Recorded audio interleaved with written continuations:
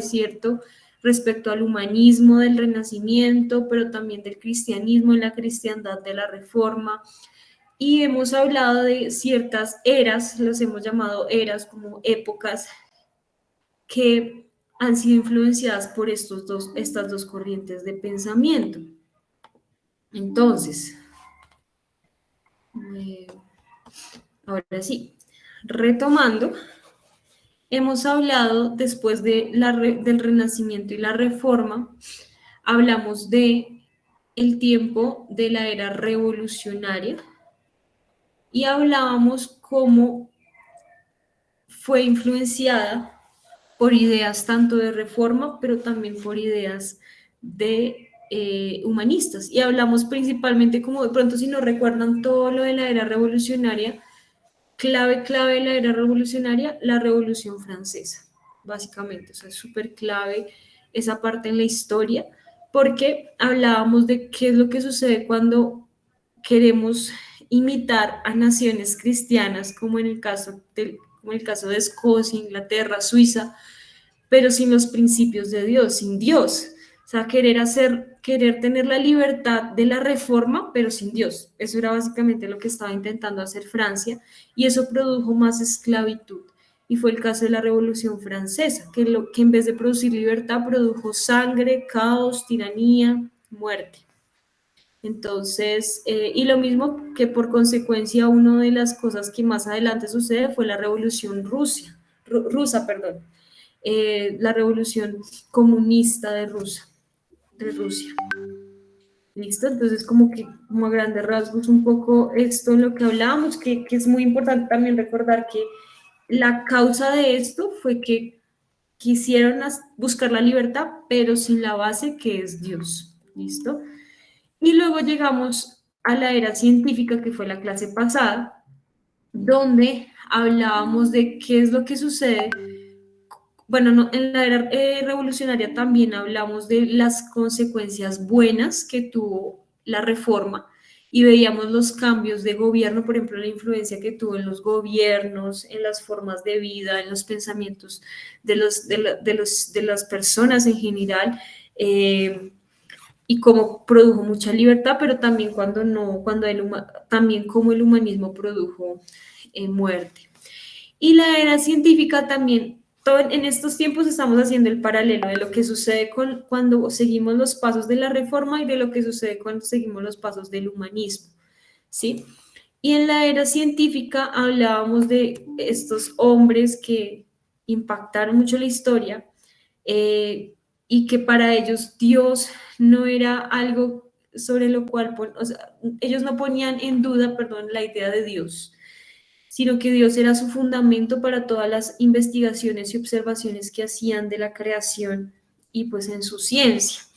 Veíamos cómo la ciencia es necesaria para conocer y dominar la tierra, o sea, administrar, ser mayordomos de la tierra, como este personaje Francis Bacon hablaba de la importancia de considerar la Biblia a la hora de hacer cualquier tipo de observación en la naturaleza, de tener en cuenta bíblicamente Dios qué piensa acerca de la naturaleza y saber que para poder conocer al Señor no puedo eliminar la ciencia ni el arte. A lo que era muy importante para ellos era que sin la ciencia no se podía realmente observar del todo al Dios, al Dios verdadero, ¿cierto? Sino cuando nos centramos netamente en las cuestiones espirituales, porque la Biblia habla del Dios creador, o sea, la Biblia habla de ciencia. No podemos decir como Biblia y ciencia, aquí el libro espiritual y aquí el libro terrenal, no. O sea, la Biblia habla de todo, ¿cierto? Pero la ciencia complementa y fortalece mucho lo que dice la Biblia, pero no es la Biblia en sí. Pero sí se puede conocer. Veíamos que para Bacon existían dos tipos de libros a través de los cuales podía conocer a Dios, buscar al Señor, y es la palabra de Dios y las obras de Dios. Entonces, si queremos realmente conocer al Señor y administrar la tierra que Él nos ha dado, la creación, debemos entender la palabra de Dios, pero también comprender las obras de Dios, es decir, el universo. ¿Cómo yo administro correctamente mi nación si yo no conozco los principios que rigen a la naturaleza. ¿Cómo yo gobierno sobre la naturaleza, sobre los animales, si yo no conozco los principios que rigen a los animales? ¿Cuáles son las leyes que lo rigen? Ahora, no todos somos expertos en el tema, pero precisamente existen los científicos que realmente su labor es dar a conocer las maravillas de Dios a otros, porque no todos profundizamos al nivel de un científico, ¿sí? Lo mismo pasa con el artista, no todos son artistas liberales, no todos manifiestan el arte de la misma manera, pero todos consumimos arte, así como todos deberíamos consumir, esa palabra no sé si es la correcta, pero todos deberíamos consumir ciencia, así todos consumimos arte y la responsabilidad del artista es dar a conocer las obras de Dios a través del arte. Entonces, y ninguna de las dos puede estar separada. El artista no puede dejar a un lado la ciencia, porque cuando eliminamos la ciencia, eliminamos un absoluto importante. Pero algo que veíamos también súper lindo era que, digamos que el humanista no eliminó como tal la ciencia, sino que eliminó a Dios y eliminó la idea de un absoluto por encima de la ciencia. Para el humanista, la único absoluto que había eran las leyes naturales. Eso es bueno porque de alguna manera aceptaba que había un absoluto. Pero el problema es que como no había un Dios que dijera cómo administrar las leyes naturales, simplemente la naturaleza se expone a ser manipulable. Las leyes empezaron a ser manipulables. Y ahí era cuando hablábamos de la ley de la relatividad, donde decíamos que así como las leyes, entonces como solamente el absoluto existe para las leyes naturales y no para el hombre, porque esa es la idea del humanista, que el hombre no tiene leyes morales, no hay una ley moral exacta que rija al ser humano. Nosotros sabemos que sí, que es la Biblia.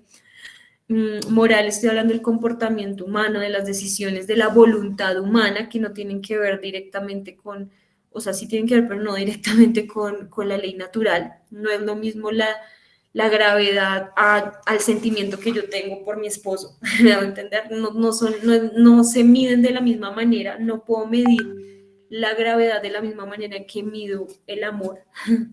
El amor lo mide la Biblia. Puedo medir el amor por lo que dice 1 Corintios 13, sufrido, entonces puedo medir y decir, amo un poquito más a mi esposo hoy porque es un poco más sufrido.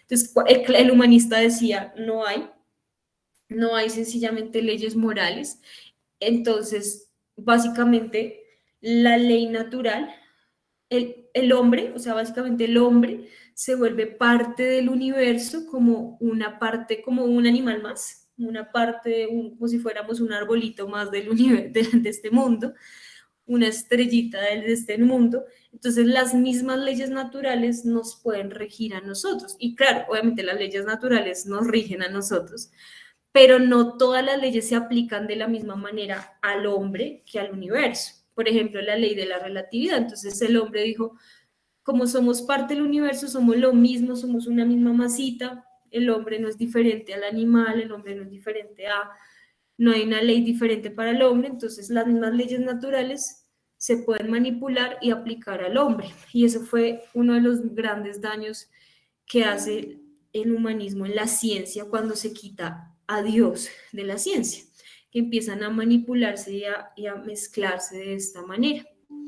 Y otra cosa también que hablábamos por ejemplo de Darwin y de cómo muchas de las teorías que empezaron a surgir, como ahora el científico ya no era, esto es clave, porque lo estoy recordando porque es clave para lo que voy a decir ahorita, y es que el científico ya no es un observador, que fue lo que hablábamos, ya no es alguien que se sienta a observar la creación de Dios y se maravilla por las maravillas del Señor, y se pone a investigar para conocer más a Dios y darlo a conocer a otros, sino que esa debería ser la tarea del científico, observar la creación de Dios para darlo a conocer a otros, ¿sí? Y profundizar en eso para conocer más al Señor.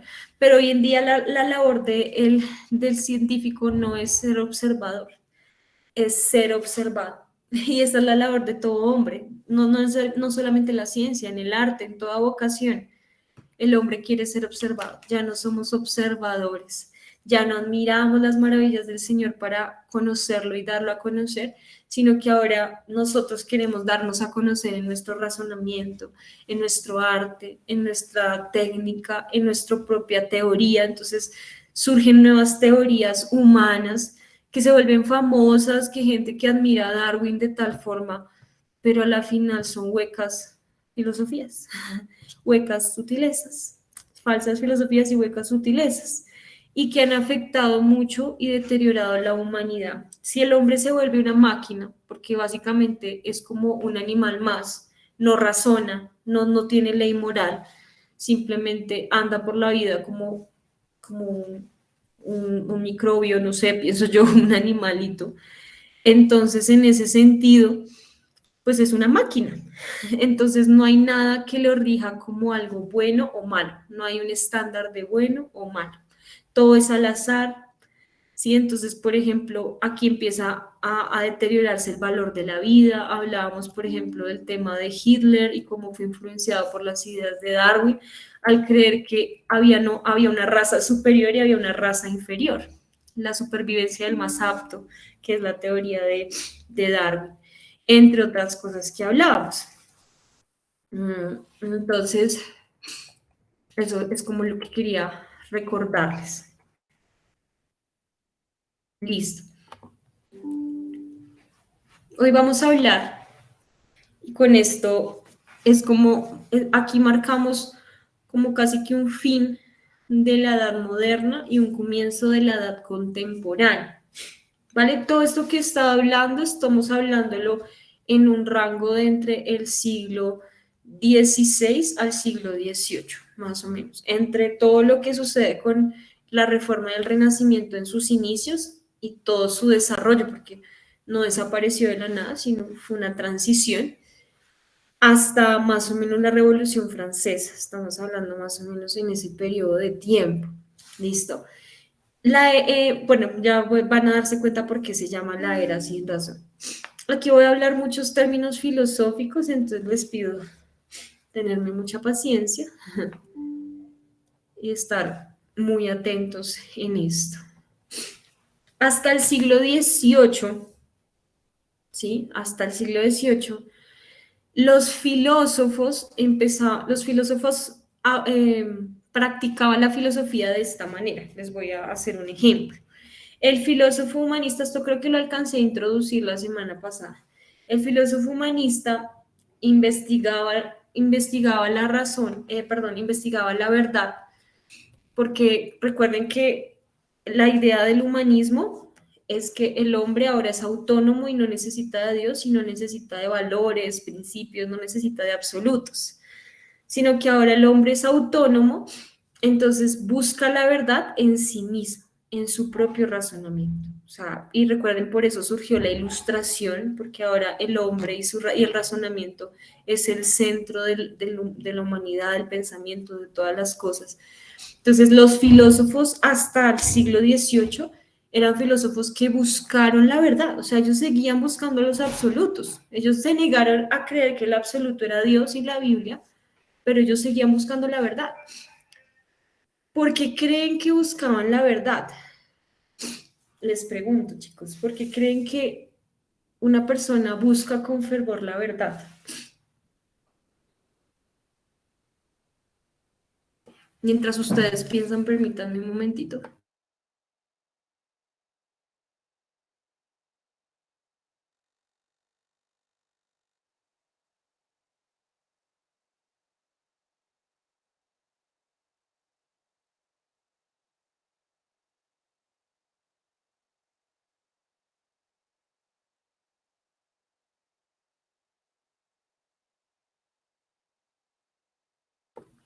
Listo. ¿Alguno de pronto tiene alguna idea? Jason. Bueno, yo opino porque nosotros siempre como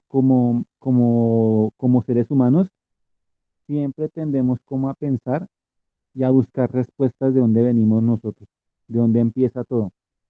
Esa es una de las cosas que nosotros siempre hacemos y es en toda la humanidad. Y de ahí comenzamos a buscar, digamos, o sea, como a buscar por nosotros mismos esa verdad, o sea, hablándolo en sentido general, humano, de todo humano. Entonces, de ahí comenzamos a coger eso como si fuera básico, como una creencia que nosotros venimos de ahí, ¿sí me entiende? Por ejemplo, nosotros cristianos creemos y pues la gente pues sabe que todos venimos de Dios, ¿sí me entiende? Pero ¿qué pasa cuando nosotros, o sea, cuando nosotros y el ser humano comenzamos como a quitar a Dios del camino? La gente empieza a buscar, digamos, la verdad en sí mismo, pero no, o sea, como le digo yo, es como buscarla por mi propia fuerza, digámoslo así, por mi propia voluntad. Entonces, al yo buscarla, voy a buscar las fuentes por diferentes partes, por libros, ¿sí me entiende? Cosas que uno no sabe si es vana o no es vana. Y eso mismo, uno mismo se va a comenzar a contaminar. ¿Por qué? Porque existe como ese vacío o ese interrogante de dónde venimos nosotros. Y esto me hizo acordar, fue como las primeras clases que vimos de cosmovisión, que es cierto, uno siempre, el ser humano siempre se pregunta de dónde venimos nosotros o siempre hay un porqué. Una pregunta de un por qué es así, por qué tiene que ser así, o por qué, digamos, de dónde viene esto, de dónde viene aquello. Entonces son cosas que el ser humano en sí mismo pregunta y busca respuestas, pero obviamente si no está Dios, pues mm, ahí sí se vuelve muy humanista y se Listo, extravía el Jenny. camino.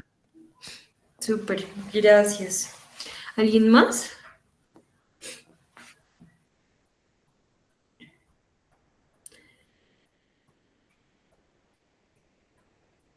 Bueno, chicos, bueno, animarlos a que no dejen de participar. Al principio pues eran súper participativos. Yo sé que uno al principio estaba como más emocionado. Pero entonces para que se puedan ahí súper concentrar. La pregunta es, ¿por qué creen que los filósofos de esta época estaban buscando la verdad?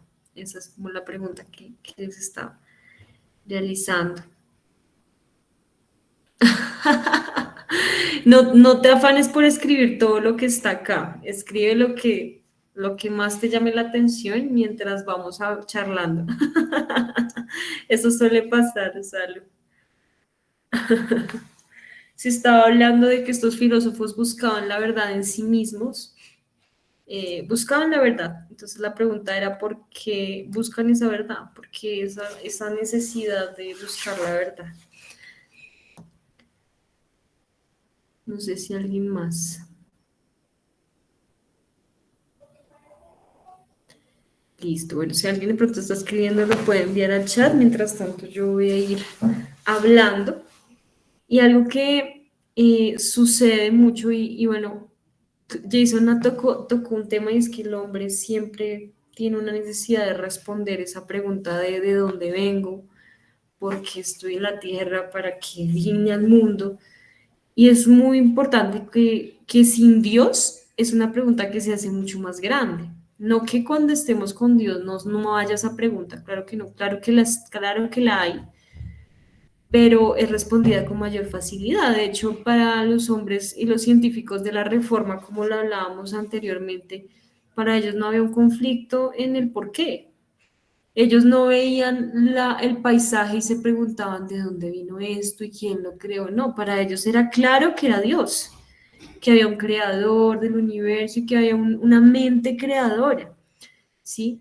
Entonces, no había un conflicto, pero había una respuesta, o sea, no quiere decir que nunca se hayan planteado esas preguntas, pero no había un conflicto como lo había en el humanismo y como lo hay en el hombre que anula la idea de Dios, porque es una pregunta que no va a ser respondida porque la única fuente de esa pregunta realmente es Dios, o sea, no hay otra forma.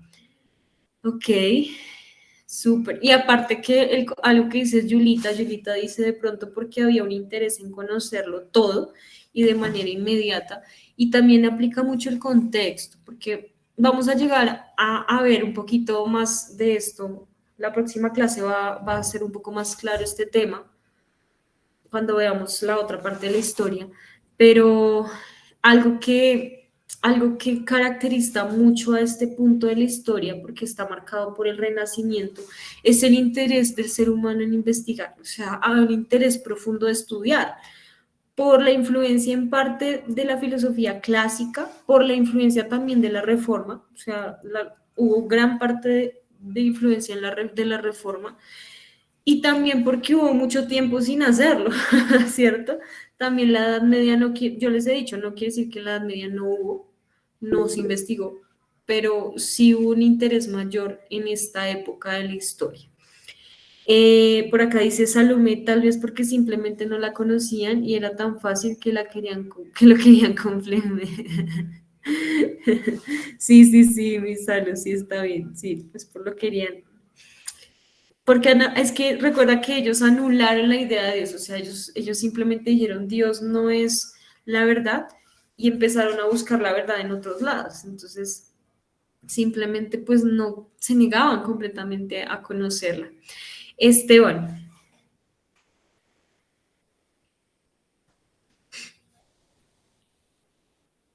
Ay, qué pena, había alzado la mano sin que diga.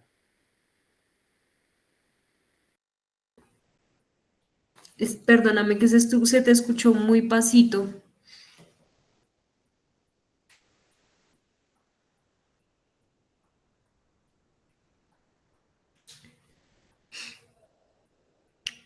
No sé por qué no escuché. Dale. Dale, Esteban, no te preocupes. Listo. Entonces, el filósofo de esta época tenía un interés en buscar algo que no se había encontrado antes, o que, bueno, que ellos creían que no habían encontrado antes, porque ya estaba la verdad desde antes y muchas personas la habían expuesto, muchos habían investigado ya del tema, pero en este punto no se había investigado, no se habían dado la oportunidad de investigarlo de esta forma, con esa fuerza, ¿no? Porque ya lo habían hecho los filósofos griegos, pero no de esta forma tan fuerte. Saben interés en buscar la verdad, porque hay algo también muy importante acá y es porque la verdad da esperanza. La verdad, casi que verdad es igual a esperanza. Podría, bueno, eso es un planteamiento más mío, ¿no? Pero la verdad brinda esperanza, la verdad te hace libre y la libertad al hombre, cuando un hombre es esclavo, no necesariamente esclavo físicamente, sino esclavo de tu mente, esclavo del pecado, esclavo de otra persona, esclavo de muchos de los sentimientos, uno no se siente pues básicamente como con esa esperanza de vida, con esta sensación de puedo vivir tranquilo y en plenitud, sino que dependes de. ¿M? Y en este mundo vivimos mucha esclavitud, o sea, todos en cualquier momento, aunque seamos muy cristianos, podemos caer en depender de algo o ser esclavos de algún pecado, de algunos pensamientos, de alguna persona, etcétera. Son muchas cosas que podemos vivir, pero la verdad nos hace libres. Aunque estemos en un mundo de esclavitud, porque es un mundo lleno de pecado y el pecado es lo que nos hace esclavos, es la verdad la que nos hace libres. Es que eso es lo que, esa es la coherencia cuando Jesús le decía, le enseñaba a los esclavos, porque en ese tiempo habían muchas personas esclavas que eran literalmente esclavos, otros que eran siervos y tenían sus amos, sus jefes. Pero en este caso Jesús mismo dijo parábolas y enseñó como en forma de proverbio y les decía que perdón, Jesús y también lo hizo Pablo. Pablo también le enseñó mucho, ya como obedezcan a sus amos, sírvanles, sean ejemplo, ¿sí? Porque la verdad los hace libres, es como la verdad que me hace libre saber que yo soy libre en Cristo, que mis pecados han sido perdonados y que por ende ya tengo la libertad, ya no estoy condenada, ¿cierto? Sino que puedo vivir la libertad aunque físicamente pueda llegar a ser esclavo. ¿Mm? Puedo vivir una libertad en mi mente, en mi corazón, y eso se va a reflejar en mi forma de servir, en mi forma de tratar a otros, ¿sí? Entonces, es algo muy importante. Quiero aclarar que con esto no estoy aplaudiendo la esclavitud física. Tenemos que luchar para que eso no, que por ejemplo el tema de la lucha contra la esclavitud La esclavitud de raza negra por mucho tiempo fue algo real y por lo cual se luchó, pero cuando de pronto no había forma de luchar contra eso, era importante entender que en cualquier circunstancia que estuviéramos, éramos libres. Entonces la verdad trae esperanza, una esperanza de vida. Ahora, el humanista tal vez no estaba buscando una esperanza simplemente teórica o simplemente de corazón. Quería una esperanza de vida, ¿no? De que había algo más, de que estábamos en este mundo para algo más. Y es la misma búsqueda que tenemos nosotros como seres humanos constantemente. Entonces, cuando yo busco verdad, busco esperanza, ¿sí? Esperanza de vida, esperanza de estar en este mundo. Pero entonces, ¿qué sucedía con el filósofo hasta el siglo XVIII? El filósofo pasaba toda su vida investigando acerca de la verdad y planteaba teorías, planteaba doctrinas, pero al final de su vida o en cierto punto de su carrera, tachaba su filosofía porque se daba cuenta que no encontraba la verdad.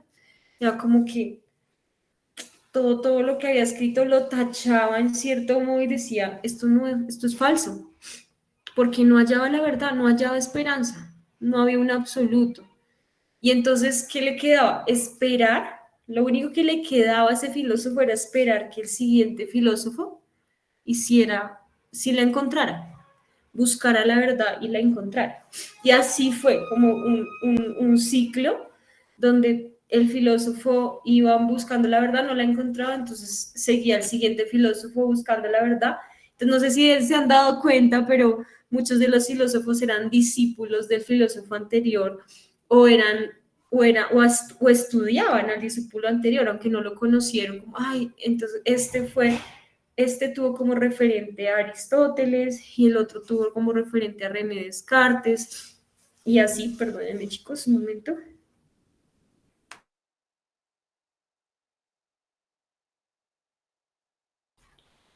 Ay, no, yo no sé, yo siento que dicen clase de cosmovisión de TC y rinitis.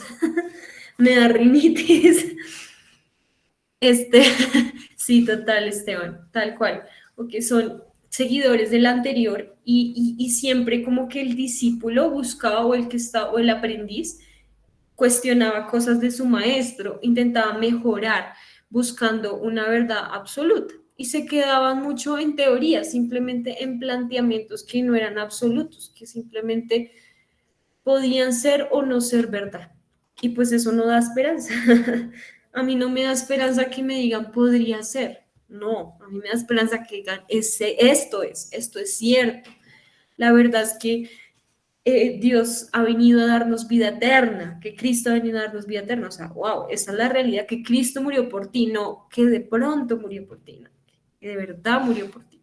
Entonces, no la encontraron y llega un punto que fue hasta el siglo XVIII que cesó esta búsqueda. O sea, no cesaron los filósofos todavía existen, pero cesó esta búsqueda constante de la verdad. Dijeron, pues ya, no es posible encontrar la verdad en el razonamiento. O sea, básicamente dijeron, por eso se llama la era sin razón. Empieza la era sin razón después del siglo XVIII, porque el filósofo dice, tenemos que buscar la verdad, perdón, tenemos que buscar la verdad en otras fuentes, porque la razón no te permite encontrar la verdad, porque ellos estaban buscando la verdad en sí mismos y es absurdo porque el corazón es engañoso. O sea, nosotros no podemos encontrar la verdad en nosotros mismos, eso es muy absurdo, ¿no? Pero ellos lo intentaron y fracasaron evidentemente, y lo único que encontraron fue el pesimismo. Lo contrario al optimismo, a la esperanza, encontraron el pesimismo. Y esto es clave de aquí en adelante. Cuando una persona no encuentra la verdad, le queda solo el pesimismo. Y van a encontrar que a diferencia de los filósofos anteriores, de aquí en adelante, la mayoría de filósofos artistas, científicos, etcétera, eran se habían vuelto locos en su vida, habían estado en depresión, muchos intentaron suicidar o simplemente llevaban una vida demasiado desordenada. Que cuando uno compara eso con la vida de un Galileo, de un Copérnico, de un Francis Bacon, se da cuenta que en serio influencia mucho la verdad, ¿sí? La base, que es Dios. ¿Y es por qué? Porque no hay esperanza. Yo vivo la vida a mi modo. Y si no hay esperanza, es como, ¿para qué vivo? Y muchos de ellos intentaron suicidar por lo mismo. Y parte aquí de un momento en la historia donde esto es clave. Tal vez no, de pronto no se queden con todo lo que voy a hablar de aquí en adelante, pero con que se queden con esto. La época de sin razón, la era de la sin razón, se caracterizó porque el filósofo, o no solo el filósofo, sino las personas en general, dejaron la razón a un lado, porque creían que la razón solamente los llevaba a más pesimismo. Entonces, empezaron a buscar la verdad en otras fuentes. ¿Mm?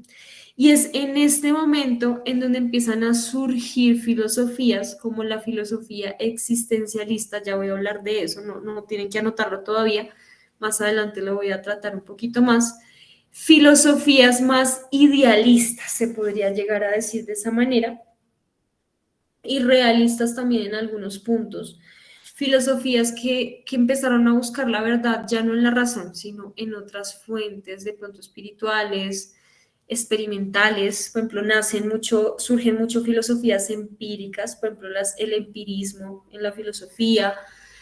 Hay filosofías como, bueno, aquí les voy a mostrar en pantalla algo de estas filosofías.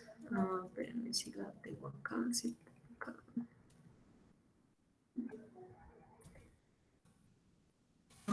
Acá. No sé si lo alcanzan. Estas son algunas de las corrientes filosóficas que han surgido a lo largo del tiempo. O sea, hay muchas otras filosofías, pero esto como tal, como en el esquema de la filosofía se ha dado. Entonces, por ejemplo, en la Edad Media, la escolástica, el realismo, en el Renacimiento, clave, humanismo. En la Edad Moderna, que es la parte donde les he hablado hasta el siglo XVIII, se habló mucho del racionalismo, bueno, también se habló del empirismo, y a partir de la Edad Moderna, ahí me equivoqué con el empirismo, ¿vale? Pero el empirismo hace parte de esa filosofía todavía de la razón, solamente que partía de cosas experimentales también. Y en la edad contemporánea se marca mucho, pues miren aquí, la cantidad de filosofías, porque uno diría, bueno, debería ser más la filosofía de la edad moderna, pero no. ¿Por qué? Porque empezaron a abundar los filósofos en la edad contemporánea con una necesidad de buscar la verdad, pero ya sin la razón. Entonces nace el idealismo, el criticismo, el existencialismo, que es súper importante. Miren los nombres, a diferencia de los anteriores: positivismo, historicismo, pragmatismo, etcétera, etcétera, ¿sí? Entonces empezaron a abarcar, por ejemplo, temas más sociales, más como de esta cuestión del hombre, del ser, ¿no? Del ser del hombre, entre otras cosas, y ya van a ver por qué también es más complejo entender a estos filósofos que a los anteriores, porque como no tienen la razón, no usan la razón mucho, se vuelven absurdos en muchos sentidos. Entonces, yo acuerdo que en el colegio me hablaban de estos filósofos y yo no entendía realmente muchas cosas. Entonces, Y perdóname, Lady Lau, eso iba a decir yo. O sea, tremendo que por personas así, pues que decidieron como sacar a Dios de todo, nosotros tuvimos que estudiar muchas cosas absurdas, porque básicamente eso en el colegio era obligatorio que tenías que aprenderlo y lo que tú hablabas acerca de los discípulos, pues todos estaban tan equivocados que simplemente llegaban y creaban otra teoría y salían como hijos de esas teorías, que eso nos llenó muchísimo en la cabeza de ideas muy erróneas. total, ¿no? Y aún filosofía aún humanista, es decir, la que sí usaba la razón o la que sí buscaba hallar la verdad a través de la razón, porque en todas allá se busca la razón, se usa la razón, pero pues en unas son más conscientes que en otras. Aún en esas también son sin sentido. Entonces, René Descartes, Nietzsche, Rousseau, esos filósofos, Hegel, todos, de pronto a ustedes les sonarán algunos que son los que más se enseñan en los colegios, por ejemplo, son muy absurdos y les voy a mostrar por qué, porque quiero darles ejemplos de esto. Uno de los filósofos más influyentes de este momento, o sea, estamos hablando después del siglo XVIII, fue Jean Rousseau. Rousseau tenía una idea de el hombre libre o el concepto de libertad autónoma. ¿Qué es el concepto de libertad autónoma? Él consideraba que el hombre salvaje era el hombre verdaderamente libre. El hombre consideraba que el hombre nace libre, pero se hace prisionero cuando empieza a vivir en sociedad. Entonces, básicamente es como cuando un recién nacido, entonces nace un bebé, un recién nacido nace libre, pero como empieza a seguir, le corresponde seguir reglas, obedecer a sus papás, vivir en sociedad, entonces que cumplir con pasar el semáforo correctamente, cuando crece le toca pagar impuestos, votar, no sé qué, se hace esclavo porque tiene que depender de otras leyes. Entonces, él cree que realmente el único hombre libre es el hombre salvaje. Entonces, aquí ya vemos, o sea, esto no lo creía un filósofo como René Descartes, anterior. René Descartes es del humanismo anterior, de los filósofos que les decía ahorita. Eso no lo creía un René Descartes, ¿sí? Ellos buscaban por lo menos ellos todavía buscaban un hombre inteligente, un hombre que razonara, un hombre que fuera todavía coherente con muchas cosas, por lo menos desde la ley natural. Pero este hombre simplemente dijo, pues, la única forma de hallarte la verdad es sin la verdad, y se quedó con el hombre salvaje. Y el hombre salvaje es básicamente ese hombre indígena, ese hombre que vive en la selva sin ninguna regla, sin ninguna prisión, sin ninguna religión, porque por ejemplo él decía que la libertad total del hombre era sin Dios, que las cosas que más aprisionaban al hombre era la religión. Claro, hay, el legalismo puede llevar a la esclavitud, claro que sí, porque es solo ley y la ley por sí sola mata, pero también el otro extremo te vuelve esclavo. El extremo de solo gracia, de yo hago lo que yo quiero, eso te vuelve dependiente del pecado y no te hace verdaderamente libre. Pero este era el planteamiento de este hombre. Él lo planteó solo en la teoría, en este tiempo. Incluso él creía que la razón te hacía esclavo y criticaba la ilustración, el tiempo de la ilustración. Decía que la ciencia y las artes hacían que el hombre perdiera más lo que ya había ganado. O sea, que entre más por ejemplo, si yo hoy razonaba que la ley natural, una de las leyes naturales es la ley de la gravedad y razono la ley de la gravedad de Newton, por ejemplo, ya soy esclavo de esa ley. En cambio, la libertad es cero razonamiento. Cero razonamiento, cero ciencia, cero arte. Soy el hombre, mejor dicho, con taparrabo allá en el bosque, en la selva. Eso es realmente ser un hombre libre para él. Por ejemplo, él creía que un héroe es un hombre que se rebela contra las restricciones de su sociedad. O sea, ser totalmente... Y esto es clave porque esto ha causado pensamientos de revolución fuertes. Sí, como que las leyes son para romperse. Esa frase es muy común, ¿cierto? Y básicamente rebelarse contra las restricciones de la sociedad es lo que te hace un héroe, más que un héroe, es como un referente, ¿no? Un mártir, un activista, ¿no? Y pues hoy en día lo vemos con el feminismo y con muchas otras cosas. Las ideas de Rousseau se quedaron o sea, él las plasmó en papel, él no las vivía como tal. Como que, de hecho, yo les comentaba que la filosofía de este tiempo se caracterizaba por quedarse mucho en la teoría y no en la práctica. Pero, ¿saben algo? El filósofo casi no lo practicaba, pero quienes lo practicaban era el pueblo y principalmente el artista. El artista era seguidor del filósofo. Recuerden que siempre al lado de un intelectual hay un artista que influencia la cultura. Entonces, las ideas de Rousseau se llevaron a cabo, por ejemplo, por líderes de la Revolución Francesa.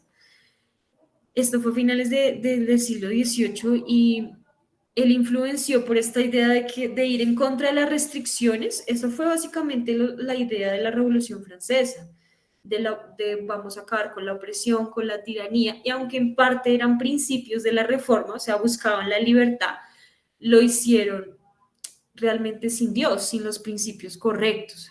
Querían lo mismo que había producido la reforma, pero sin los principios de la reforma. Entonces era absurdo. Entonces empezaron a pelear por la libertad, pero lo que produjeron fue sangre, caos, muerte, porque era ese héroe, esos líderes peleando y lo hacían básicamente a la fuerza y no diplomáticamente, no como debía llegar a ser en ese momento. Otro, por ejemplo, uno de los seguidores que fue líder de la Revolución Francesa, ustedes pueden estudiarlo, se llama Maximilien Robespierre. Aquí está en el segundo renglón, acá, Maximilien Robespierre.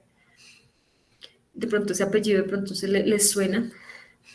Y uno de los seguidores más fuertes de Rousseau fue Paul Gauguin. Este es el nombre, aquí en este segundo punto está Paul Gauguin, por si alguno lo quiere buscar. Fue un pintor francés. Él quiso poner en práctica los ideales de Rousseau, era un seguidor de Rousseau y dijo, lo voy a poner en práctica. Y resulta que él decide abandonar su acomodada vida burguesa porque tenía buena vida en París con su familia, o sea, deja a su esposa, deja a sus hijos, imagínense este nivel, y se entrega de lleno, quiere entregarse de lleno a la pintura, pero él dice que quiere encontrar la libertad, quiere encontrar la verdad pintando, pero quiere encontrarla dentro del mundo salvaje. Entonces dice que quiere entregarse a la pintura alejándose del mundo civilizado para encontrar un paraíso de ingenuidad y belleza en Tahití. Se va a Tahití, a las tribus indígenas de allí, porque él decía, voy a encontrar la belleza, porque ese es el hombre ideal. Quería encontrar al noble salvaje. Pero se da cuenta que esto simplemente es una ilusión y ¿saben qué es lo único que encuentra en Tahití? Muerte y crueldad. Porque una de las cosas que más caracterizaba a las tribus indígenas en toda parte del mundo es la muerte y la crueldad. ¿Sí? O sea, no, como también por su percepción del mundo, por la forma natural en que ellos vivían también, por no conocer muchas cosas, los sacrificios humanos que hacían, la forma en cómo trataban, muchas veces se trataban uno entre otros, eso no es del todo en todas las tribus, pero no hay una forma civilizada, ¿sí? Entonces aquí no hay belleza, y lo único que él encuentra es muerte y crueldad. Entonces intenta incluso al final, o sea, él dice, entonces si esto no es cierto, entonces ¿qué es cierto? ¿Qué es verdad? ¿Qué es correcto? ¿Qué da esperanza? Imagínense, o sea, imagínense el choque tan fuerte de este hombre al llegar allá y encontrarse con que no era cierto. ¿Por qué? Porque es que el hombre salvaje sin leyes se vuelve precisamente eso, salvaje. Es un animal. ¿Sí? Entonces mata por instinto. ¿Mm? ¿Sí? Mata por instinto, daña por instinto, por crueldad. Entonces, y aparte porque es que a diferencia de los animales, el ser humano razona. Entonces mata con pasión, de verdad, con dolor, con ira. ¿Sí? No es como el animal que caza por comer. No. El ser humano mata por odio, por ira, por pasiones obscenas, ¿sí? Por deseos que no son correctos. Entonces, pues imagínense el nivel de crueldad con el que él se encuentra. Un hombre que básicamente hace lo que quiere. Entonces, cuando él termina su obra, intenta suicidarse, pero no tuvo éxito en su suicidio. Y, por ejemplo, esta es una de las obras, chicos, si de pronto lo alcanzan a agrandar ahí en sus pantallas o ver. La obra la pintó en 1897, se llama así, tal cual, con estas tres preguntas, ¿de dónde venimos? Lo que decía Jason ahorita y hablábamos de la verdad, ¿de dónde venimos? ¿Quiénes somos? ¿A dónde vamos? Una gran pregunta porque ya no creían en Dios. Y es una pintura que si ustedes la acercan con detalle, solo muestra caos, muestra tristeza, muestra mucha pobreza. Y bueno, es con detalle muestra. Creo que esta pintura es mucho más grande, más amplia. Ustedes la pueden buscar un poquito más. Listo. Y muestra, pues, muchas de sus pinturas fueron mostrando precisamente a Tahití. Pero se da cuenta que no es una buena vida. Listo.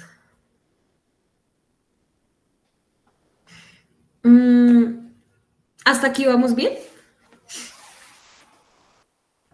Sí, señora. Listo, Bellita. Listo, sale. Perfecto.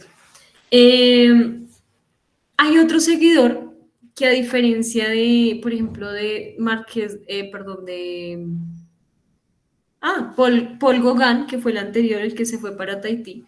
Marqués de Sade sí tuvo éxito en sus prácticas, pero no quiere decir que encontró la verdad y encontró esperanza. Tuvo éxito porque de alguna otra manera halló placer en lo que hacía. Y quiero mostrarles, esto es fuerte. Marqués de Sade fue otro seguidor de Rousseau y él fue escritor y pintor, pero principalmente fue escritor. Y él creía que, por ejemplo, estas son las palabras exactas que tengo de él. Dice, si la naturaleza existe, todo lo que existe es exacto. Y si nuestra naturaleza es fuerte, como hombres podemos hacer lo que queramos con la mujer.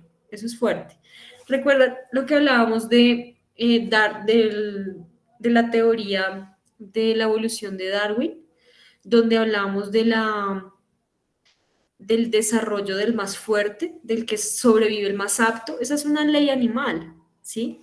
Sobrevive el más apto, el más fuerte. Entonces, claro, el animal más fuerte se come al que de pronto no tiene tanta fuerza y esa es como una cadena de consumo muy fuerte. Y bueno, pues funciona muy diferente y funciona dentro de la ley del animal.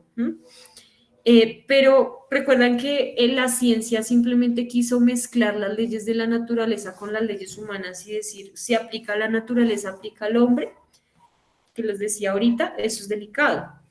Entonces dice, como funciona con la naturaleza, también funciona con el hombre. Entonces, ¿quién es más fuerte dentro de la sociedad? El hombre, el varón. Aquí estoy hablando del varón. Entonces, el varón es más fuerte, entonces el varón, como es el más apto, puede hacer lo que quiera con el más débil. ¿Y quién es la más débil según ese concepto incorrecto? La mujer. Entonces, básicamente, el lugar de la naturaleza cambia y ya no hay moral, no hay qué es lo bueno y lo correcto, y termina básicamente haciendo lo que quiera con mujeres y niños.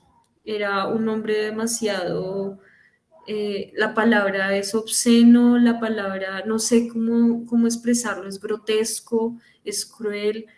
eh, sí, y eso era lo que plasmaba en sus libros, perverso, gracias Esteban, era perverso porque sí, básicamente hacía en el área sexual, hacía lo que quisiera, orgías, violaciones, etcétera.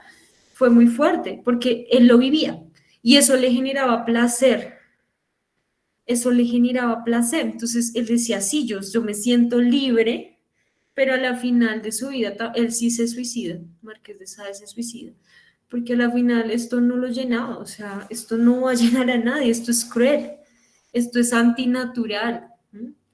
Él se justificaba, pero es antinatural y tu conciencia por ser natural, o sea, tú no necesitas leer la Biblia para saber que tú no debes atentar contra la vida de otra persona. Si tú no lo necesitas leer, pero el problema es que cuando uno elimina a Dios, uno se justifica. Y el problema es que la ley natural sigue juzgándote y está en tu conciencia. Sabes que está mal. Porque un violador, porque un asesino en serie, un homicida se esconde.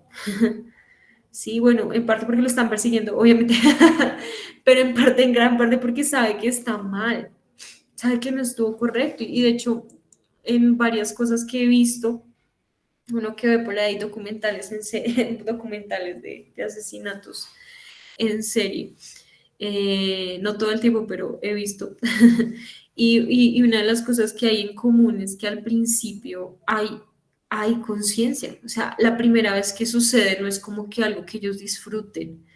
O sea, a la primera vez que sucede hay como esta cuestión de, Dios mío, ¿qué he hecho? ¿Mm? Pero después no hay control, es un descontrol donde ya básicamente el pecado se vuelve familiar, sí y la conciencia básicamente se nubla por completo. Pero eso no quiere decir que ellos no tengan conciencia y no sepan que lo que están haciendo está mal. ¿Listo?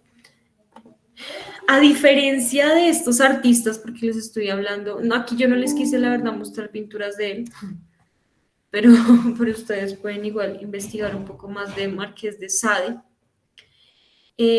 Pero a comparación de esto, en la Reforma en Europa del Norte, por ejemplo, las pinturas holandesas, aquí voy a hablar de algo de esperanza, pintaron, por ejemplo, las cosas simples de la vida. Y me gusta mucho eso porque para el humanista no es suficiente nada, o sea, nada es suficiente. Hay que ser cada vez más originales, nada es más creativos, como tenemos que ser, nada es suficiente, todo el arte ya va pasando de moda y necesitamos hacer más y más cosas diferentes, pero lo diferente se vuelve absurdo porque no hay razonamiento y no están satisfechos con lo simple. ¿Mm? Ya no es suficiente. O sea, si Marqués de Sade hubiese estado satisfecho, no hubiese hecho lo que hubiese hecho. ¿Sí? Si Paul Gauguin hubiese estado satisfecho con lo simple, no hubiese necesitado dejar su familia y toda su vida para irse a Tahití. ¿Sí? Entonces, la verdad es que la verdad nos hace, esto no quiere decir que nos conformamos, porque recuerden que la verdad debería llevarnos a ser más creativos, pero nos hace sentirnos satisfechos con las cosas de la vida en general, a sentirnos satisfechos con plasmar un paisaje y decir es hermoso, pero tal vez pueda hacer algo mucho mejor, algo más bello. Y recuerden que depende de la ocasión. Aquí no significa demostrarle al mundo que soy original. No soy el centro, soy un observador. Al ser un observador y a la vez un mayordomo, quiere decir que observo, pero también administro. Entonces observo la creación de Dios, pero también voy, indago, investigo. Entre más profundo voy, más creativo puedo llegar a ser. Entre más experimente también, ¿no? Hay que lanzarse, chicos, hay que lanzarse. Algo que me ha enseñado este tiempo, pues la danza, bueno, Dios a través de la danza me ha enseñado que la práctica es necesaria en todo eso. O sea, aquí la teoría se van a dar cuenta que tal vez solo el 20% de lo que les he enseñado tal vez se les quede bien, lo demás hay que seguirlo repasando, pero van a entrar en choque cuando lleguen a la práctica porque van a decir, bueno, ¿y cómo? Y es en la práctica cuando uno se arriesga, cuando esto empieza a tomar forma. Bueno, ay, y podría ser de esta manera. Ay, tiene relación con lo que hablábamos en la clase. Pero necesitamos tomar esos riesgos, pero ser buenos observadores de las cosas simples, pero también de las cosas complejas del Señor. Ellos pintaban, por ejemplo, simplemente una mesa un plato con frutas, ¿cierto? Esto tiene otro nombre, pero una jarrita con frutas, ¿cierto? Pintaban unas flores, un paisaje, las cosas simples porque admiraban lo simple. Pero, y esta frase me gusta mucho y quiero leérselas y dice, sabían que Dios era el creador de todas las cosas, que es bueno y personal, o sea, ellos sabían que Él era, wow, o sea, lo mejor, y no solamente que era el creador de todas las cosas, sino que era bueno lo que Él había hecho, que Dios era bueno y por eso las había creado, y era un Dios personal, es decir, que esas cosas tenían que ver conmigo, no eran cosas ajenas, sino que el paisaje me hablaba del amor que el Señor tiene hacia mí y que me muestra que yo tengo algo que ver con ese Dios creador. También sabía pero también sabía, o sea, a pesar de que era maravilloso, él también sabía que debido a la caída, debido a la rebelión del hombre, el pecado, que la naturaleza como está ahora es anormal. Es decir, Y esto es clave, de hecho, lo hablábamos también la semana pasada, y es que el científico, mejor dicho, en general, toda persona debe tener claro que aunque la naturaleza es la creación maravillosa del Señor, nunca puede pasar a un plano superior, no puede idolatrarse al nivel del ambientalismo hoy en día o el animalismo, donde idolatramos a la naturaleza, idolatramos a los animales. Debemos entender que está caída, que ha sido deteriorada, que ha sido descuidada. Por eso es tan importante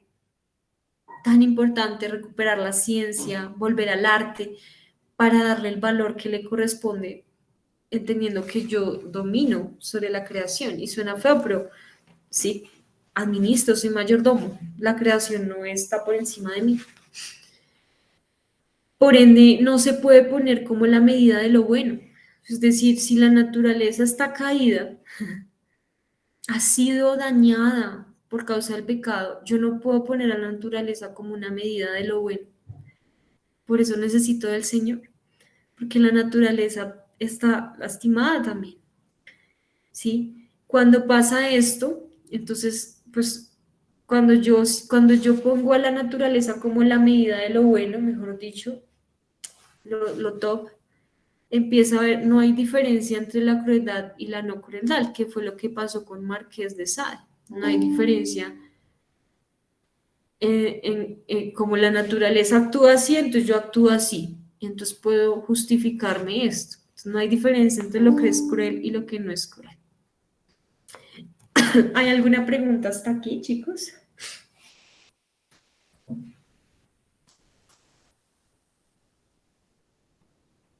Listo.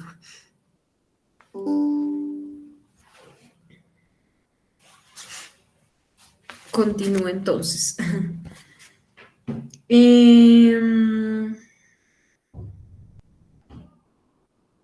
Ok, bueno, aquí voy a... Esta primera parte no la voy a explicar como tal, porque ya hablé un poquito más del hombre como máquina. Recuerden que el hombre en este punto se vuelve una máquina, porque si yo soy un animal, simplemente actúo por instinto y soy como un robot, ¿sí? No hay una ley moral que me rija. Más adelante empieza a surgir una serie de filosofías que ya las hablamos, el idealismo, yo les mostré la tablita, y aquí empieza una serie de filósofos que yo sé que ustedes han escuchado. Por ejemplo, les voy a nombrar filósofo alemán Immanuel Kant. Él fue representante de una filosofía llamada el criticismo y precursor del idealismo alemán. Idealismo de pronto se les hace familiar porque yo he hablado un poquito del idealismo, el mundo de las ideas, ¿cierto? Ese mundo allá lejano.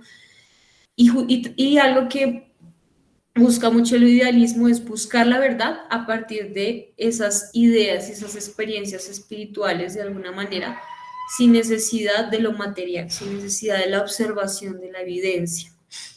Otro muy conocido también es Friedrich Hegel, fue un idealista alemán, también idealista, fue el último filósofo de la modernidad. Digamos que toda esta transición fue un paso entre modernidad y contemporáneo. Otro que ese sí no sé cómo se llama, cómo se pronuncia, pero voy a intentar, Soren Kierkegaard, voy a decirlo así. Él fue un expositor del negativismo, ustedes pueden buscar, no alcanzo como a exponer qué es cada cosa, pero ustedes y además porque conocer, uno se vuelve loco intentando entender todas esas filosofías. Yo admiro un montón a los que estudian filosofía, la filosofía humanista, ¿no? Porque la filosofía verdadera, pues no debería volverte loco, pero, pero yo siento que es muy difícil entender porque son pensamientos. Imagínate tratar de entender la mente de un ser humano sin Dios. Si ya por sí uno con Dios también tiene miles de pensamientos,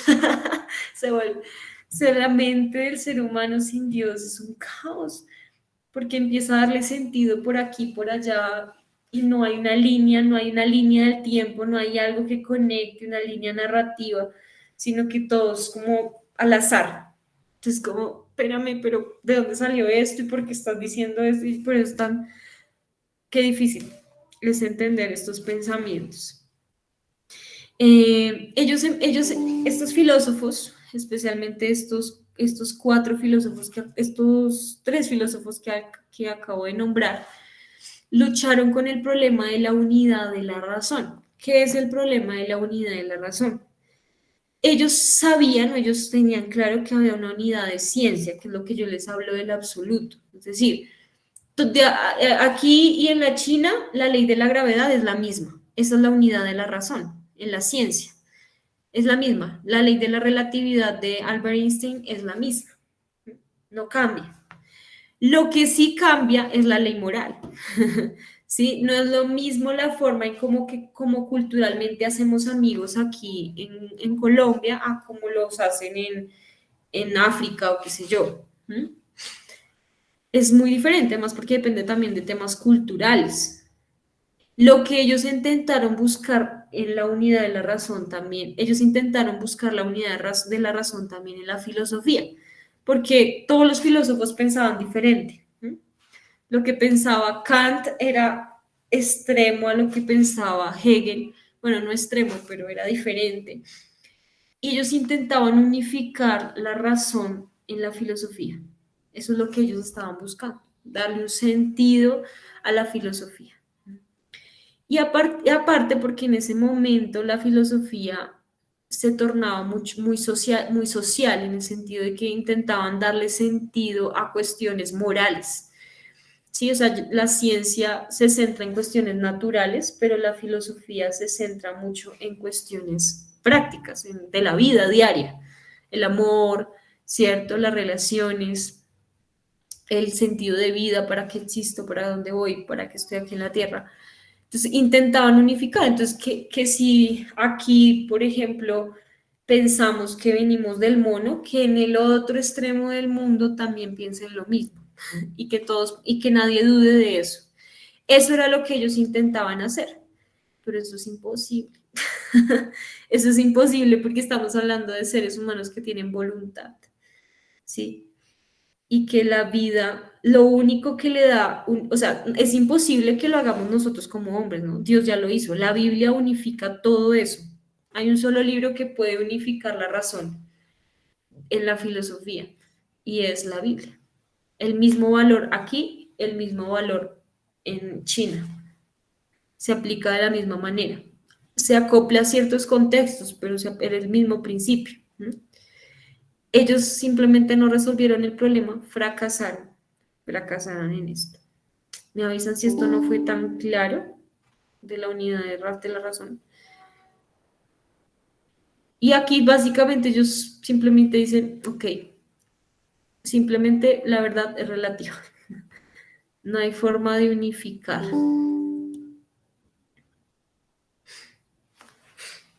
El humanista llega a la conclusión de que simplemente es una máquina, que no hay forma de unificar la razón, que no hay una verdad absoluta para la moral. No hay valor para lo que es el amor, no hay valor para lo que realmente es la verdad, la libertad, para lo que es Dios, para quien es Dios, porque simplemente no hay un absoluto. Entonces simplemente empieza a vivir como máquina. No hay una verdad absoluta, una máquina simplemente vive el día a día según lo que le da o le ofrece el mundo, le ofrece la vida, pero no hay un sentido, ¿sí? No hay una posición. Entonces, por ejemplo, si yo soy una máquina, no tiene por qué haber una tensión intelectual, o sea, un conflicto intelectual. La máquina solo recibe y es como automáticamente, es como yo replico lo que recibí, pero no me cuestiono nada. Y eso es delicado porque ellos decían, o sea, empezaron una cuestión de no hay que cuestionarse porque la cuestión nos lleva al pesimismo. Razonar nos lleva al pesimismo. Entonces, ¿sabes qué? No razones. No razones, no te cuestiones nada, vive como una máquina. Haz lo que tú quieras hacer. Entonces, hay que olvidarse totalmente de la razón para tratar de, o sea, estos filósofos de acá básicamente culminaron la idea de hay que dejar la razón a un lado. La razón nos sirve para poder realmente encontrar un sentido a la vida. Entonces simplemente dejaron la idea de la razón a un lado y empezaron, y aparece una filosofía que es el existencialismo, y con esto ya voy a ir cerrando, perdón, con tantas filosofías, pero aquí aparece el existencialismo, y esto es, a mí me impactó mucho, o sea, esto yo no lo podía creer, es impresionante. La filosofía existencialista, ya les voy a decir de qué se trata. Exponentes importantes del existencialismo, Jean-Paul Sartre, Jaspers, voy a decir Jaspers, Heidegger, de pronto han escuchado de Heidegger, entre otros filósofos. Empieza el existencialismo como forma de filosofía, no ha desaparecido, es decir, como que todavía existen personas que siguen la idea de la filosofía existencialista, pero como una forma real de vida ha desaparecido prácticamente porque no hay forma en que el hombre viva de esa manera, y ya les voy a mostrar por qué. Para estas personas, o sea, el existencialismo es lo siguiente, es lo que está en mayúscula acá. Para ellos la razón conduce al pesimismo, recuerden eso. Entonces, ellos decían, no, si yo razono, me vuelvo pesimista. ¿Por qué? ¿Por qué me vuelvo pesimista? Porque no encuentro la verdad. Eso está claro, ¿verdad, chicos? Entonces, si razono, me vuelvo pesimista. No voy a encontrar la verdad, me voy a deprimir. Así que tratan de encontrar una conclusión buena totalmente separada de la razón. En otras palabras, ¿qué es esto? No puedo encontrar la verdad con razonando, así que busquemos la verdad en otras fuentes. Y aquí es donde empieza el existencialismo. Buscan la verdad fuera de la existencia, fuera de lo que es, de lo absoluto. ¿Mm? Y ya les voy a mostrar de qué forma lo intentaron. Uno de los exponentes más importantes fue, por ejemplo, Jean-Paul Sartre. Él, por ejemplo, en París, él es de París, y él se sentaba horas en un café, que es súper conocido allá de París. Se sentaba y él duraba horas observando y analizando la existencia humana. Y él argumenta que la verdad no se puede hallar con absolutos, sino que la verdad es arbitraria, como así. Entonces les voy a plantear este ejemplo. Resulta que hay una abuelita que va pasando la calle, una abuelita que está pasando la calle, y hay un conductor que va llegando allí. El conductor tiene tres opciones. El conductor puede bajarse del auto y ayudar a la abuelita, o puede simplemente quedarse quieto y esperar a que pase la abuelita. Segunda solución, simplemente espero a que pase. O lo tercero es que pase derecho y atropella a la abuelita. ¿Mm? Eso es básicamente las tres cosas que pueden pasar. Y él plantea, Jean-Paul Sartre, él plantea que cualquiera de las tres es válida. ¿Por qué? Porque la verdad depende de la voluntad humana. O sea, no hay un absoluto, no hay algo que te diga si está bien o está mal. Entonces, si tú lo quieres hacer, está bien, pero si no lo quieres hacer, también está bien. Es arbitraria, depende de tu voluntad. Si yo quiero hoy levantarme a trabajar, está bien. Si no quiero, también está bien. ¿Sí? Entonces, todo está bien. ¿Sí? Pero incluso Jean Paul no podía vivir realmente conforme a esto. De hecho, cuando hubo una guerra espérenme, ya les digo en dónde, vayan ahí como procesando toda esta información. Espérenme que es que no lo tengo en la diapositiva y se me olvidó el nombre.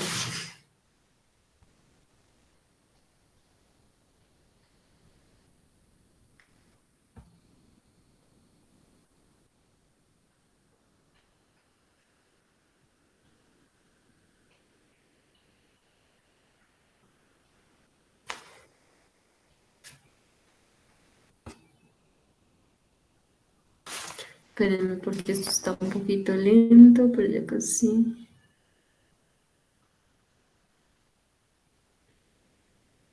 Así, por ejemplo, cuando hubo una guerra en Argelia, una guerra en Argelia, él de hecho firmó un manifiesto contra la guerra de Argelia porque él decía que la guerra era muy cruel y que no era la forma de actuar en base, o sea, que no se debía pelear de esa manera. ¿No? Entonces él firma un manifiesto y él declara que eso es incorrecto.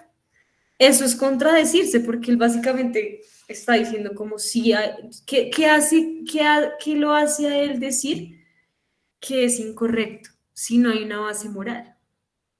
O sea, ¿cómo es que yo te puedo decir que lo que estás haciendo está mal si yo no tengo una base moral para decírtelo? Una Biblia, algo, una medida, una ley.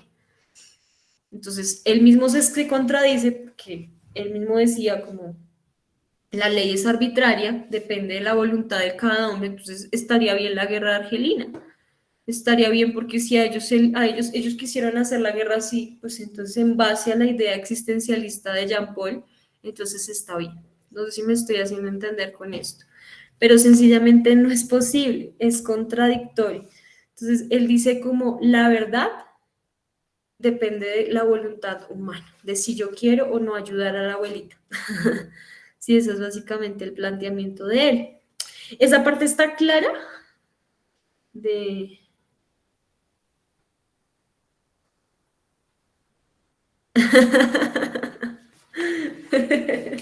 Sí, sí, fue claro, creo que sí.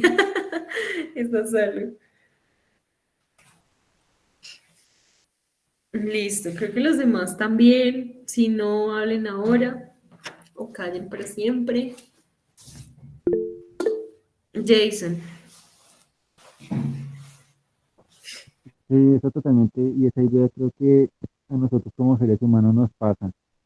Digamos, si no encontramos una verdad absoluta en la Biblia, en algunas ideas nosotros nos vamos o sea, como personas ya como en la actualidad, nos vamos a contradecir en muchas cosas.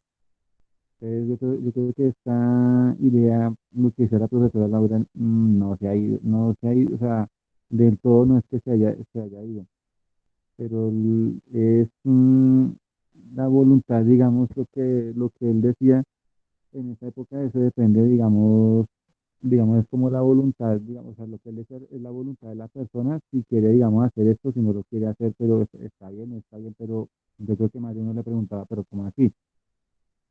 Dice que está bien, pero por otro lado, de pronto por otro lado él dice, no, no está bien. Entonces como que había una contradicción, como que no había una razón o una lógica, digámoslo así. No había como un orden en su creencia. gracias Jason, totalmente. Total, total. Cuando uno no tiene la verdad, uno busca justificar. O sea, la verdad se vuelve cualquier cosa. Básicamente lo que él estaba diciendo era que la verdad es relativa. ¿Listo? Eh, Apareció un señor, este es si no estoy mal, es un psiquiatra. Se llama Aldous Leonard Huxley. Él propone como solución las drogas. Y esto inicia una cultura hippie fuerte, principalmente en los Estados Unidos. Aquí ya empezamos más hacia la edad contemporánea, estoy hablando de principios del siglo XIX. Él propone y la gente le hace caso y muchas otras cosas que también aportaron a esta idea, porque no solo fue de él, porque las drogas, sí, porque las drogas proponen el buscar, encontrar la verdad en esa experiencia temporal, ¿no? Cómo yo puedo encontrar en ese viaje, en ese viaje que voy a realizar con la droga, encontrar un poquito de la verdad, una experiencia de la verdad. Entonces dicen como, no, definitivamente la razón no me le da sentido a mi vida, entonces voy a buscar en las drogas. Ahora, las drogas no es algo nuevo, quiero aclarar que no es como, oh, apareció hasta ahora.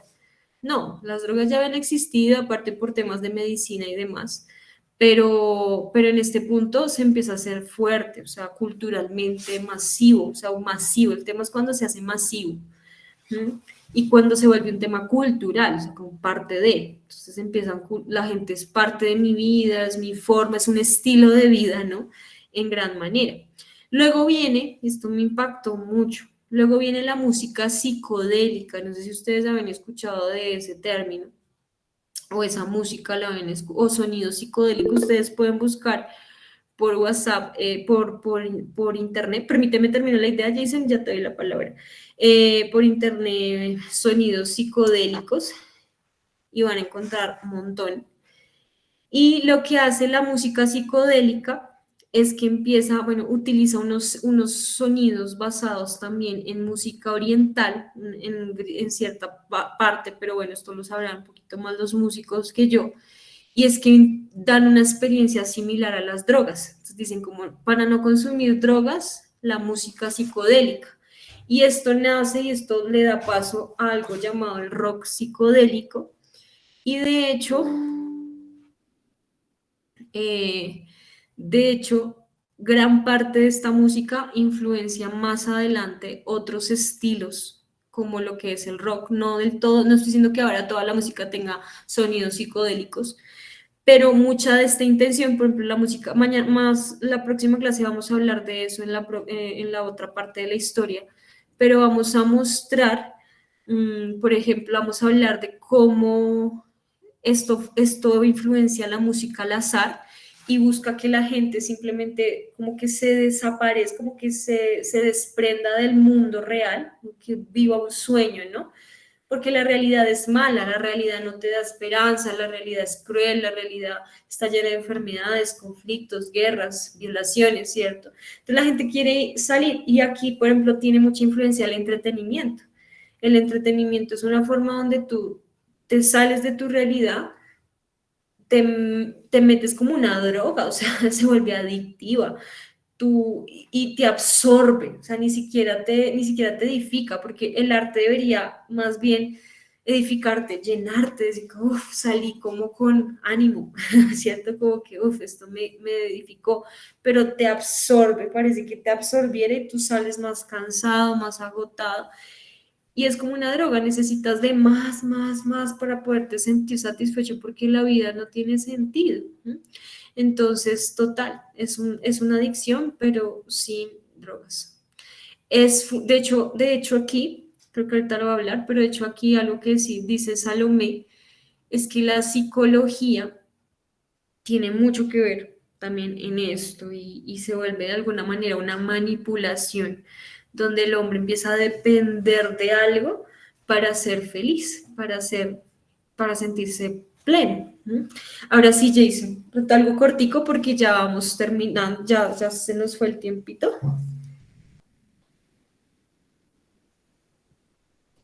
Bueno, sí, algo más cortico, sí.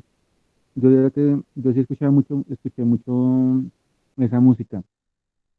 Eso es eso es como tener o sea, en el mundo, yo la escuché mucho y eso es como tener un desorden en la cabeza. Y una de las ideas que más ellos llevan es como en la parte, digamos, la creación, pero la fundamental más que todo es como en el mono.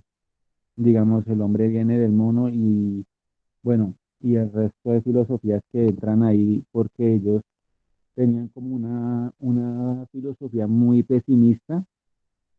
Por ejemplo, una de ellas era la guerra. Ellos le cantaban mucho lo que era la guerra mundial, la Primera y Segunda Guerra Mundial. Pero digamos, por lo que sea la profesora en este contexto, para evitar todo, o sea, salir de toda esa realidad, ellos comenzaron a buscar, digamos, algo que los llene, como por ejemplo las drogas, que hacían música, digamos, con las drogas, y era más que todo, y como ellas permanecían, o sea, pegaban muy duro en la mente, así mismo sacaban la música, así mismo ellos llegaban y la realizaban. Y digamos que en parte, digamos que para un músico, pues esto resulta más atractivo, pero toca tener mucho cuidado con con la filosofía que ellos dan ahí. La otra cosa es que, por ejemplo, la música de ellos es como más, digámoslo así, es como estilo, tiene una fusión entre el estilo oriental y un estilo, lo que es propiamente del rock. Entonces, ellos contrataron como, los artistas, digamos, contrataron, era como una especie de, ¿cómo es que se le dice allá? Bueno, una persona especial para, que tiene una idea muy oriental. Y ellos trajeron todo eso, todas esas ideologías de los dioses allá, de lo que era de Asia, y lo pusieron ahí en la música como su filosofía como tal. Entonces hubo una mezcla de muchas cosas. Súper.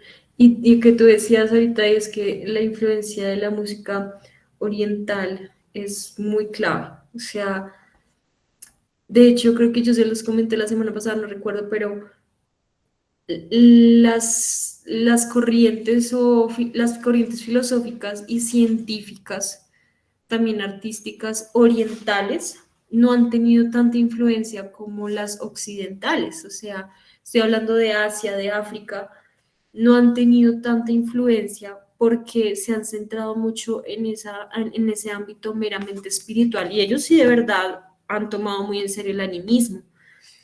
Ellos han despreciado el tema terrenal y sí han sacado cosas a nivel de ciencia y filosofía, pero no han sido tan fuertes como en el mundo occidental, porque es que el occidente a veces se va al otro extremo material, se centra solo en la razón, y abandona también lo espiritual, que también es malo.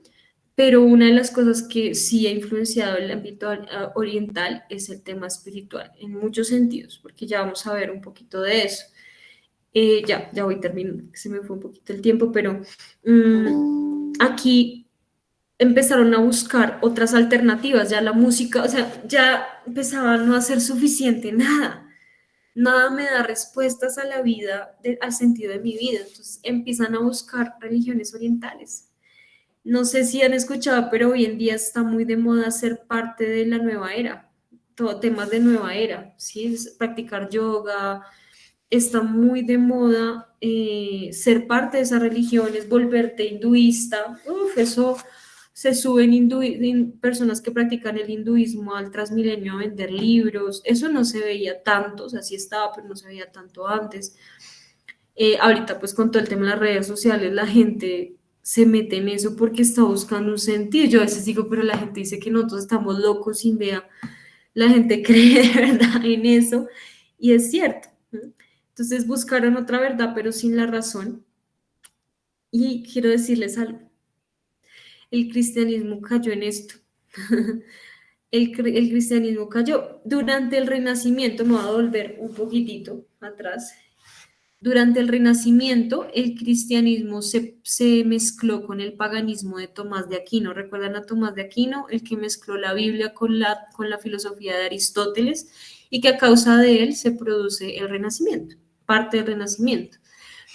Y el cristianismo de Tomás de Aquino era un cristianismo que básicamente planteaba mucho, estaba muy planteado desde lo material, el materialismo, y no tanto desde lo espiritual. No había un equilibrio, sino que se iba más hacia el materialismo, hacia el humanismo, ¿sí? Hacia la idea del individual lejos del absoluto. Y esto surge o esto produce algo llamado el liberalismo religioso. El liberalismo religioso es básicamente el cristianismo histórico. Yo no sé si ustedes han escuchado del cristianismo histórico o del Jesús histórico, del Cristo histórico. Esa frase de pronto les suena a algunos. El Cristo histórico es el Cristo que se evidencia, por ejemplo, los historiadores buscan evidenciar que Cristo sí existió, que Cristo vino a la tierra, pero quieren eliminar todos los actos sobrenaturales, los milagros, todo el tema espiritual. Simplemente se queda en la historia, en lo evidenciable históricamente. ¿Mm? Y eso es muy delicado porque yo no puedo hablar del Cristo sin hablar de los milagros, o sea, es absurdo, no puedo eliminar los milagros, no puedo eliminar que ascendió, no puedo eliminar que resucitó y se queda en el Cristo histórico. Esta teoría empieza a bajar por todo el tema de la razón, de lo que les digo de que dejaron a un lado la razón. Entonces el liberalismo religioso prácticamente empieza a desaparecer todavía existen ciertos grados, pero empieza a desaparecer. Y después surge algo llamado el existencialismo teológico. Entonces, de pronto, clave existencialismo teológico. ¿Qué es el existencialismo teológico? Es básicamente la religión oriental, pero en el cristianismo. ¿Sí? Las personas empezaron a buscar como una alternativa de la droga, como una droga en el cristianismo.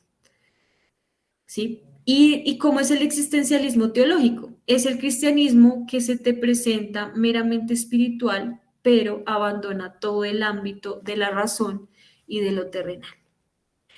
Te plantea un cristianismo solamente desde las experiencias personales con Dios. Un cristianismo basado en milagros, en obras, en cuestiones que Dios va a hacer en tu vida, que te da un propósito y Dios va a hacer algo con tu vida y Dios quiere hacer un cambio y Dios tiene un propósito contigo. Y ese es el cristianismo con el cual muchos de nosotros hemos crecido. Todos lo hemos vivido, yo creo. Ese es el cristianismo mezclado, porque hay muchas mezclas. Yo no estoy diciendo que ahora sea el único cristianismo con el cual hemos nacido, pero tiene mucha influencia toda la línea carismática y pentecostal que hemos vivido por muchos años y una gran parte de la evangélica también.